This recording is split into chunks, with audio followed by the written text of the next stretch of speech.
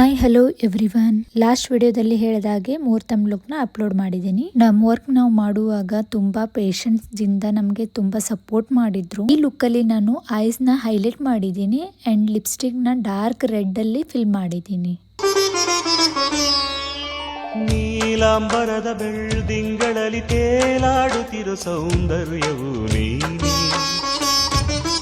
ರಂಗೇರಿರುವ ಹೂದೋಟದಲ್ಲಿ ತೂಗಾಡುತ್ತಿರು ಮಂದಾರವು ನೀನೆ. ನೀಲಾಂಬರದ ಬೆಳ್ದಿಂಗಳಲ್ಲಿ ತೇಲಾಡುತ್ತಿರೋ ಸೌಂದರ್ಯವು ನೀನೆ, ಮೋಹಾಂಗನೇ ನೀನು,